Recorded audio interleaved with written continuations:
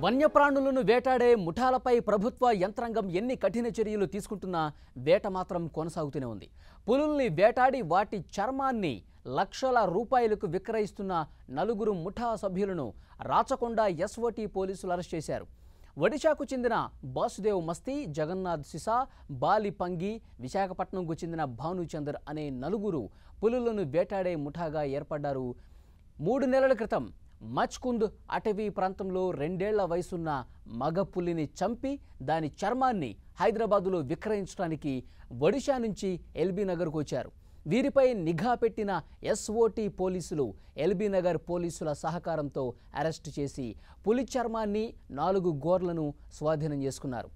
నిందితులపై case నమోదు చేసి రిమాండ్కు తరలించారు. చిరుత పులి చర్మాన్ని అమ్మేందుకు హైదరాబాద్కు వచ్చిన ఈ ముఠా కదలికలపై నిఘా పెట్టిన మల్కాజ్గిరి ఎస్ఓటీ బృందం పోలీసులు బేరగాళ్ల రూపంలో ఎరవేసి వారిని హైదరాబాద్కు రప్పించారు. ఈ దుండగుల్ని అదుపులోకి తీసుకుని విచారించడంతో వన్యప్రాణుల వేటపై విస్తుపోయే విషయాలు వెలుగులోకి వచ్చాయి. ఒడిశాలోని కోరాపుట్ ప్రాంతాలకు చెందిన వన్యప్రాణుల దొంగలు ఒక ముఠాగా ఏర్పడ్డారు. ఈ ముఠాలో బాసుదేవ్ మస్తీ, జగన్నాథ్ సీసా ప్రధాన సూత్రధారులుగా ఉన్నారు. వీరంతా అటవీ ప్రాంతాల్లోని గిరిజన తెగకు చెందినవారు కావడంతో వేటాడడాన్నే ప్రవృత్తిగా ఎంచుకున్నారు. వీరంతా కేవలం పులులను మాత్రమే వేటాడుతుంటారు. తరచూ పెద్ద పులులు, చిరుత పులులు సంచరించే ప్రాంతాలు, అవి దాహం తీర్చుకునేందుకు మడుగులు, వాగుల వద్దకు వచ్చే అవకాశం ఉండటంతో అక్కడ విద్యుత్తు తీగలతో ఉచ్చుపెట్టి పట్టుకుంటారు.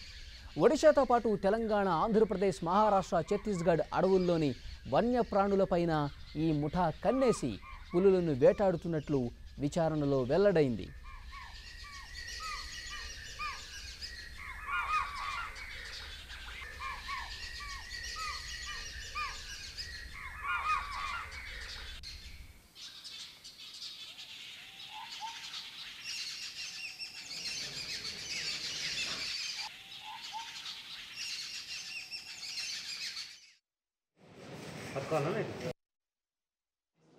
Rachakonda special operation team Malkajgiri,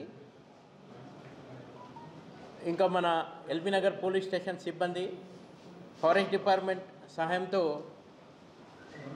ఈ లెపర్డ్ స్కిన్ని మార్కెట్లో అమ్ముతున్న ఒక గ్యాంగ్ని పట్టుకోవడం జరిగింది. ఈ గ్యాంగ్లో 4 ముఠా మెంబర్స్, దాంట్లో 3 ఒడిశా స్టేట్ సంబంధి, 1 విశాఖపట్నం ఆంధ్ర స్టేట్. ఈ 3 ఒడిశా సిబ్బంది అక్కడ ఒడిశా స్టేట్లో ఉన్న కోరాపత్ జిల్లా ముచ్కుంద్ ఫారెస్ట్లో ఈ ప్యాంథర్ని లైవ్ వైర్తో చంపేసి డిస్కినింగ్ చేసి ఈ స్కిన్ తర్వాత 4 నెయిల్స్ ఇక్కడ హైదరాబాద్ మార్కెట్లో అమ్మడానికి వాళ్ళు తీసుకొచ్చారు.